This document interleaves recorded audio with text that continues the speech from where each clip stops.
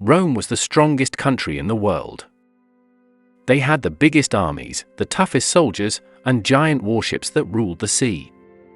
When Rome decided to attack you, it usually meant game over. So when they chose to attack the rich city of Syracuse in 212 BC, they thought it would be easy. They were very, very wrong. Because inside that city was one old man with a brain so powerful, he made Rome look silly. And by the end of this story, you're going to see how one genius almost stopped the greatest army on Earth. His name was Archimedes. Now first, let's understand something important. Rome was in the middle of a huge war against a famous general named Hannibal. Hannibal had elephants. Yes, real elephants in battle. And he was causing Rome serious problems. But even while fighting Hannibal, Rome still had enough power to deal with other cities. Syracuse was on the island of Sicily. It was rich, beautiful, and very important because of where it was located. For a long time, Syracuse had been friendly with Rome. But then its leaders decided to support Rome's enemy instead. That was a terrible decision. Rome sent a powerful general named Marcellus with ships and soldiers to capture the city. Marcellus probably thought, "We'll be done in a few weeks." Instead, he ran into Archimedes.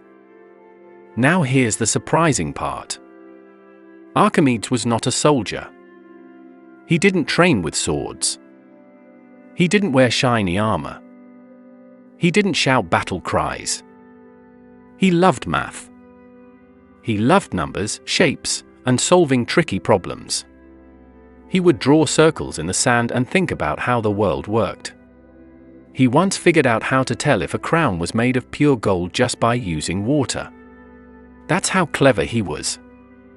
But when Rome attacked his city, Archimedes used his brain to protect it. And that changed everything. When the Roman ships sailed towards Syracuse, they expected to get close to the walls and start climbing or breaking them down.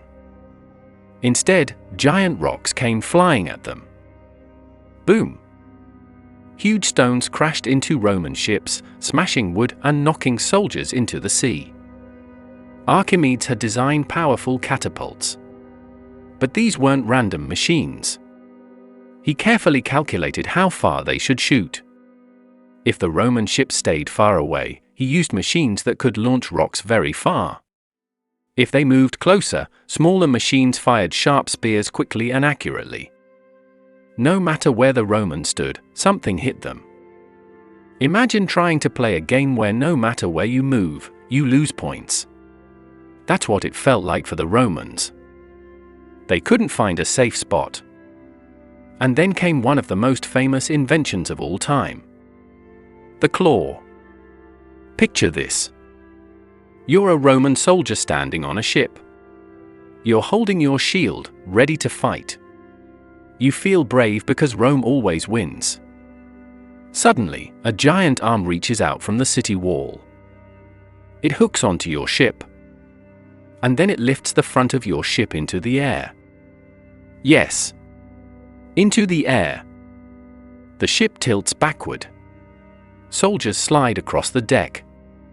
Some fall into the ocean. Everyone starts screaming. Then the claw drops the ship back down hard. Sometimes the ship flipped over completely. Roman soldiers wore heavy metal armor. If they fell into deep water, many couldn't swim. The Romans were terrified. They had fought other armies. They had fought wild animals. They had fought in storms. But they had never fought a city that could grab their ships like toys. Some stories even say Archimedes used giant mirrors to reflect sunlight and burn Roman ships. Now, we're not totally sure if that really happened. It might be more of a legend. Burning ships with sunlight is very hard to do, especially when ships are moving and waves are crashing. But here's the important part. The Romans believed he might have done it. That means Archimedes had built such a strong reputation that the enemy thought he could create almost anything. And when your enemy thinks you have superpowers, that gives you a huge advantage. The siege didn't end quickly. It didn't end in a month. It lasted almost 2 years. 2 years of Rome trying again and again to break into the city and failing. That's a big deal. Rome was known for winning fast and being unstoppable. But here they were, stuck outside one city, confused and frustrated. Every time they tried something new, Archimedes had an answer. It wasn't the biggest army stopping Rome. It was one brilliant mind. The Roman general, Marcellus, was probably embarrassed. Rome wasn't supposed to struggle like this. But even the smartest person can't stop everything forever. After nearly 2 years, the Romans noticed something important. During a festival inside Syracuse, the people were celebrating. Some guards were not paying full attention. The Romans waited for the right moment. At night, they quietly climbed into the city through a weak spot. Suddenly, the battle wasn't outside the walls anymore. It was inside the streets.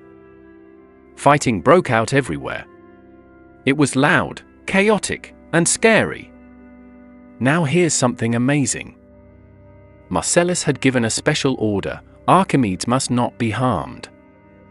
He wanted him captured alive. Even Rome respected how smart he was.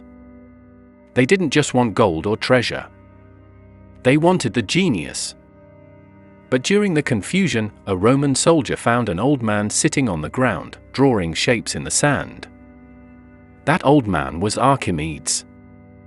The soldier told him to come with him. But Archimedes was so focused on his math problem that he reportedly said something like, "Do not disturb my circles." He cared more about solving the puzzle than the battle happening around him. The soldier didn't understand who he was. And in that tragic moment, he killed him. When General Marcellus heard what happened, he was upset. He had wanted to protect Archimedes. Rome captured the city. But they lost something priceless. So what can we learn from this story? Archimedes didn't have muscles like a Roman soldier. He didn't have thousands of troops. He had curiosity. He understood simple machines, levers, pulleys, ropes, balance. He once said, "Give me a place to stand, and I will move the earth." He believed that with the right tools and knowledge, you could move anything. And for 2 whole years, he proved it. He showed that being smart can be just as powerful as being strong. He showed that thinking differently can change the rules of the game. Rome eventually won the city. But people still talk about Archimedes today. Most people don't remember the names of the Roman soldiers who attacked Syracuse. But they remember the old man who used math to stop an empire.